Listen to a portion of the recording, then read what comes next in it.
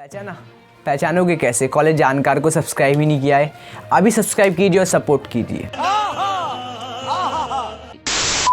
Jokes apart, आज का जो वीडियो एक बहुत ही इंपॉर्टेंट एंड सीरियस इशू के ऊपर है। कुछ टाइम पहले यहाँ पे एक वीडियो आया था जिसमें मैंने बात करी थी student representative and college administration representative से। उन दोनों ने अपने अपने पॉइंट्स यहाँ पे रखे थे कॉलेज रीओपनिंग के मुद्दे पर। You can check that video by clicking at the I button. तो क्या है कॉलेज रीओपनिंग का मुद्दा? आपको बता दूं, जो इंजीनियरिंग कॉलेजेस हैं, IITs, NITs और भी डिफरेंट टाइप के कॉलेजेस, वो लगभग पिछले 1.5-2 साल से बंद हैं कोविड क्राइसिस के चक्कर में। और स्टूडेंट्स को काफ़ी ज़्यादा नुकसान हो रहा है क्योंकि ऑनलाइन में उनकी पढ़ाई भी अच्छी नहीं हो पा रही है, उनके प्रैक्टिकल्स नहीं हो पा रहे हैं और जो वो एक्सप्लोर करना चाहते थे वो कुछ एक्सप्लोर नहीं कर पा रहे हैं, उनका ओवरऑल डेवलपमेंट भी रुक गया है। उसके बाद डिफरेंट कॉलेजेस के students first year, second year, third, fourth year M.Tech के स्टूडेंट के मैसेज आने लगे, उनकी रिक्वेस्ट आई कि जो अनफेयर हमारे साथ हो रहा है आप उसको सबके सामने लाएं और गवर्नमेंट से, कॉलेजेस के डायरेक्टर्स से, जो एडमिनिस्ट्रेशन है उनसे इसका जवाब मांगे कि ऐसा क्यों हो रहा है, इसको क्यों नहीं सही किया जा रहा है, कॉलेजेस को क्यों रीओपन नहीं किया जा रहा है। कई स्टूडेंट्स ने वीडियो बना के भी अपनी समस्याएं हमारे सामने रखी। सारी वीडियोस तो दिखाना संभव नहीं होगा, लेकिन उसमें से सिलेक्टेड एक वीडियो आज मैं आपको ज़रूर दिखाऊंगा। तो नमस्कार, मेरा नाम है उत्कर्ष जैन, आप देख रहे हैं कॉलेज जानकार का एक स्पेशल सेगमेंट, ये बात भी ज़रूरी है।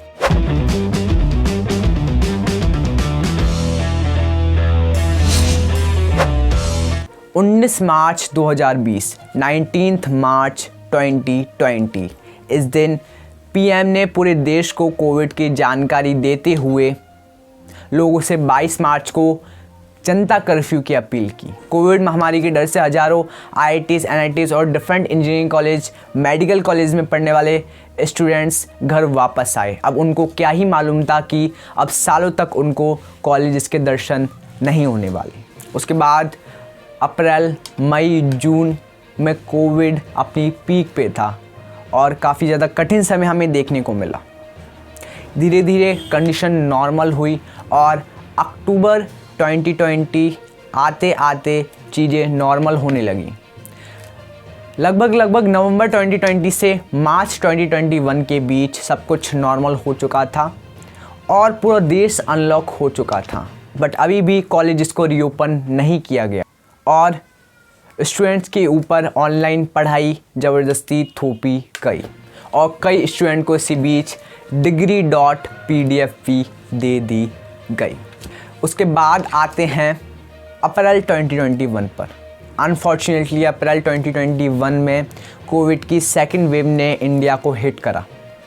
उसके बाद काफ़ी ज़्यादा कठिनाइयों का सामना दोबारा हमको करना पड़ा और ऑक्सीजन क्राइसिस हुए और कई सारी समस्याएं हमारे सामने, फिर भी हमने उसका सामना किया और लगभग अक्टूबर आते आते फिर से चीज़ें नॉर्मल होने लगी। अब स्टूडेंट्स के आँखों में ये होप थी कि अब तो उनके कॉलेजेस खुल जाएंगे और उनको एक क्वालिटी एजुकेशन देखने को मिलेगी। बट अब भी ऐसा नहीं हुआ। मैक्सिमम कॉलेजेस अब भी बंद रखे गए और ऑनलाइन एजुकेशन को ही, ऑनलाइन क्लासेस को ही कंटिन्यू रखा गया। तो ये सवाल मैं गवर्नमेंट से, कॉलेज के डायरेक्टर्स से और कॉलेज एडमिनिस्ट्रेशन से, सारे स्टूडेंट की तरफ से पूछता हूँ कि ऐसा क्यों किया गया।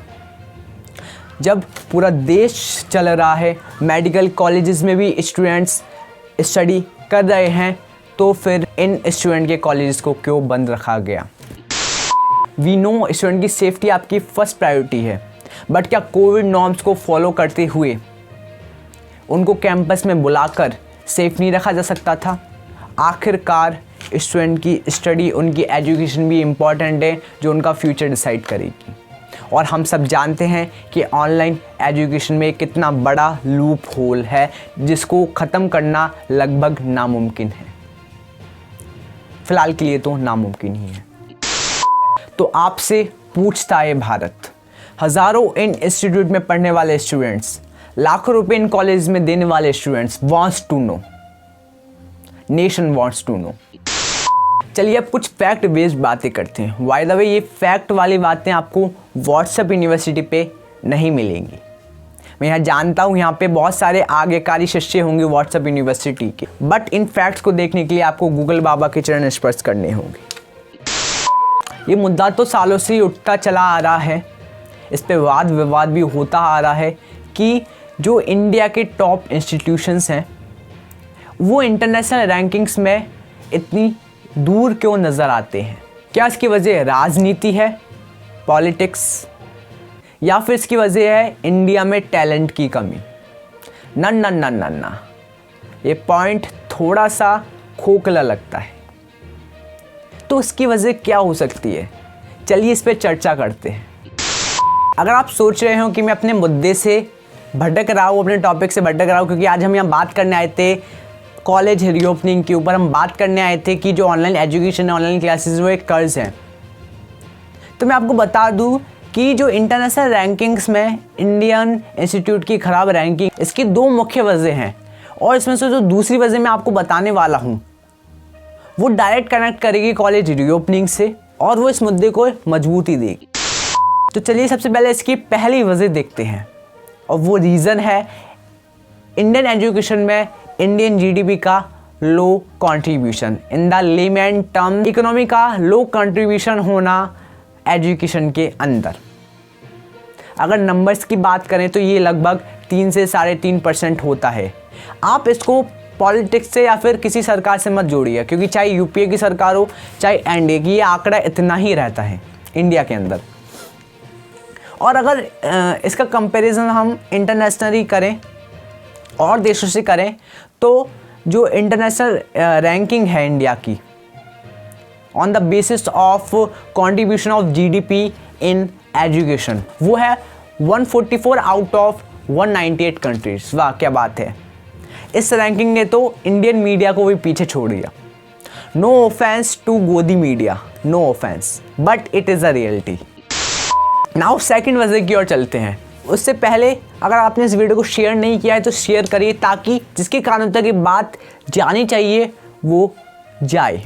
जो सेकंड वजह है वो है outdated syllabus with less practical knowledge. क्या है इसका मतलब?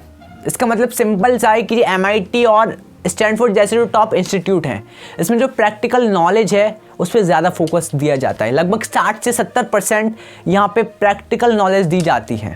प्रैक्टिकल टू थ्योरेटिकल का रेशियो यहाँ पे बहुत ज़्यादा होता है as compared to Indian institute. और जो थोड़ी बहुत प्रैक्टिकल नॉलेज इंडियन कॉलेज में एक इंडियन स्टूडेंट गेन करता भी है, उसका भी पिछले 18-20 महीने से हो गया है स्वाहा, क्योंकि कॉलेज हैं बंद। और इसीलिए लाखों स्टूडेंट का पूछना है कि कॉलेज ओपन ना होने से उनकी फ्यूचर पे इसका इफेक्ट पड़ेगा। अरे कहना क्या चाहते हो? क्योंकि वो कुछ भी स्किल्स नहीं गेन कर पा रहे हैं। वो ना ही कोई सॉफ्ट स्किल गेन कर पा रहे हैं, ना ही वो अपने जो ब्रांच है उसकी प्रैक्टिकल नॉलेज ले पा रहे हैं। जिस भी फील्ड में वो स्टडी कर रहे हैं उसकी प्रैक्टिकल नॉलेज नहीं ले पा रहे हैं। तो ये काफ़ी ज़्यादा नुकसानदायक हो सकता है उनकी लाइफ के लिए। एंड ये बात जानकर आपको हैरानी होगी कि 2020 पास आउट बैच वाले स्टूडेंट को, 2021 पास आउट बैच वाले स्टूडेंट को केवल मैक्सिमम इंस्टीट्यूट में केवल degree.pdf दे दी गई। और विदाउट स्किल, बिना स्किल सेट के degree.pdf एक रद्दी है। एक्चुअली रद्दी भी नहीं है, क्योंकि वो तो एक PDF है। Just joking, but it is a reality check. मज़ा आया। चलिए तो फाइनल इस स्टूडेंट की अपील को सुनते हैं। इनका नाम है जसवंत सिंह, और ये अपनी समस्या आपके सामने रखेंगे सारे स्टूडेंट की कम्युनिटी की ओर से। लेकिन उससे पहले इस वीडियो को शेयर करिए ताकि कंसर्न अथॉरिटीज़ के कानों तक ये बात पहुंच जाए। सो हे गाइस, जसवंत है। तो मेरे को NIT JEE के फीस से दिक्कत है। तो फीस में क्या दिक्कत है, ये लोग ऑनलाइन क्लासेस करा रहे हैं बट ऑफलाइन वाली फ़ीस ले रहे हैं। सो लेट अस डिस्कस इसमें क्या है। सो ये मैंने फीस चार्ट डाउनलोड कर लिया था NIT JEE की ऑफिशियल वेबसाइट से। सो इसमें ऊपर है, आपको दिख रहा होगा 62,500 विच इज़ ट्यूशन फी। तो आई थिंक ऑनलाइन के लिए which is pretty much more फिर आते हैं अदर चार्जेस में। अदर चार्जेस हमको देने पड़ते हैं for days college it is 17,000 in an even semester. So 17,000 में देखो क्या है इसमें, admission and registration fee which is 1,000 rupees, and चलो ऑनलाइन एग्जाम्स और ऑनलाइन एडमिशन के लिए भी 1,000 रुपीज है। चलो वो ठीक है, एक्स्ट्रा चार्जेस है। Development charges 5,000, I think offline में ज़्यादा डेवलपमेंट होता है, right. Medical and health care facility 500 rupees. हम ऑनलाइन में उनको कॉल करेंगे कि हमें ये दिक्कत है, तो medical and health care facility वहाँ से जलंधर से आके देंगे। एल्यूमनाई मेंबरशिप फी 500, चलो ठीक है, ये तो होते हैं वेबिनार। लाइब्रेरी फी 1,000 रुपीज़, ऑनलाइन लाइब्रेरी की फ़ी। तो ऐसा नहीं है कि ऑफलाइन है, ऑनलाइन भी है लाइब्रेरी, बट वहाँ जो बुक्स अवेलेबल है वो इंटरनेट पे भी इजीली फ्री में अवेलेबल है। तो आई थिंक ये वर्थ नहीं है, 1,000 रुपीज़ भी नहीं। Dispensary medicine fee, student welfare fee, I think dispensary तो है, हम वहाँ से ऑनलाइन ऑर्डर कर सकते हैं शायद। मेडिसिन फ़ी मजाक कर रहा हूँ। स्टूडेंट एक्टिविटी फ़ी 5,000, एक्टिविटी ऑनलाइन में नहीं होती। International national conference fee 5,000, internet and computer fee 1,000 rupees. अब आप ऐसे सोच रहे हो कि वो रिचार्ज करवा के देते हैं हमें, नहीं, ऐसा कुछ नहीं है। शायद प्रोफेसर्स हमारी ऑनलाइन क्लासेस लेते हैं, उनका रिचार्ज करवा के देते होंगे इन 1,000 रुपीज़ में। और ऐसा नहीं है कि हम ये फ़ी पहली बार दे रहे हैं, हमें 3 सेमेस्टर हो गए हैं ये पूरी फ़ी देते हुए, जो कि ऑफलाइन के लिए थी, बट ऑनलाइन में भी यही सेम दे रहे हैं। एंड ये 4th आ रहा है, इसके लिए भी दे रहे हैं। वैसे एट लास्ट में ये कहना चाहूँगा, #we want ऑफलाइन क्लासेस। तो आपने देखा कि जसवंत ने काफ़ी ज़्यादा वैलिड पॉइंट रखे, काफ़ी ज़्यादा सही बात कही कि जब ऑनलाइन एजुकेशन हो रही है, ऑनलाइन क्लासेस हो रही हैं, तो आनन फानन फीस क्यों ली जा रही है, किस बात के डेवलपमेंट चार्जेस लिए जा रहे हैं, किस बात की मेडिकल फैसिलिटीज़ के चार्जेस लिए जा रहे हैं। जो बुक्स इंटरनेट पे फ्री में अवेलेबल है उनके लिए लाइब्रेरी फ़ीस ली जा रही है, और भी यानी कितनी तरह की फ़ीस ली जा रही है। और ये हालत दोनों ही इंस्टीट्यूट के अंदर है, गवर्नमेंट भी प्राइवेट भी।